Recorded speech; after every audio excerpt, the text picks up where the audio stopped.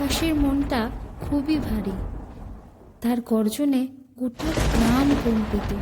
ঠিক এমনই একদিনে একটি ছোট্ট মেয়ে টুসু মিষ্টি গল্প তোমাদের আজ শোনাবো।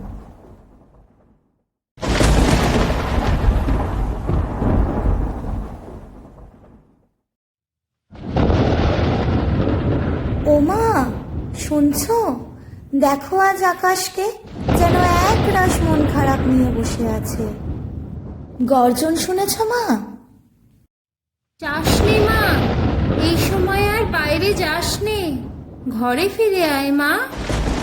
মা, যাচ্ছি, এক্ষুনি যাচ্ছি। টুসু যখনই দৌড়ে ঘরের দিকে যেতে গেল, তখনই দূর থেকে ভেসে এলো একটি শব্দ। ও বন্ধু, তুমি কি শুনতে পাচ্ছ? আমি বড় বিপদে আছি। তুমি কি আমায় একটু সাহায্য করতে পারো? হ্যাঁ বন্ধু, বলো, কি সাহায্য করতে পারি আমি তোমার? বৃষ্টির দিনে আমাকে কি একটু আশ্রয় দিতে পারবে বন্ধু? যদি আশ্রয় দাও, আমার বড় উপকার হয়। হ্যাঁ বন্ধু, নিশ্চয়।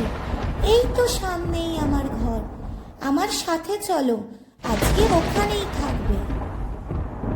এই বলে টুসু তার বন্ধুকে নিয়ে গেল নিজের ঘরে।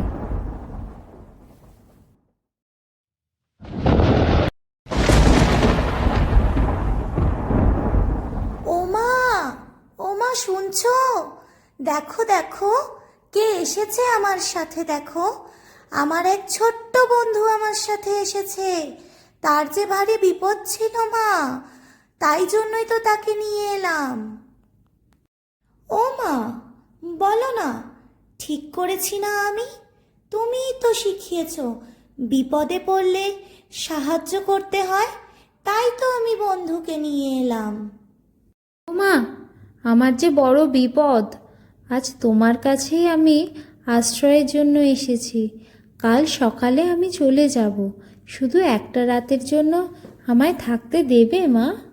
বাছা, তোমায় কোথাও যেতে হবে না, তুমি আমার ঘরেই থাকবে। টুসু মা, তুমি একদম ঠিক কাজ করেছো। কাউকে বিপদে পড়তে দেখলে তার দিকে সাহায্যের হাত বাড়িয়ে দেবে মা। হ্যাঁ মা, তুমি ঠিক বলেছ। আমি সব সময় তোমার এই কথাটা মনে রাখবো। ধন্যবাদ বন্ধু, আমি তোমাদের কথা সব সময় মনে রাখব। তোমাদের এই উপকার আমি কোনো দিনও ভুলব না বন্ধু। দেখলে তো বন্ধুরা, টুসু কিভাবে তার সামনে থাকা বন্ধুর দিকে সাহায্যের হাত বাড়িয়ে দিল। আমরাও কিন্তু এবার থেকে আমাদের সামনে যে যে বিপদে পড়বে তাদের দিকে সাহায্যের হাত বাড়িয়ে দেব। টাটা বন্ধুরা, আজ তবে এইটুকুই থাক। আবার আসছি তোমাদের কাছে ছোট ছোট মজার গল্প নিয়ে। তোমাদের যদি ভালো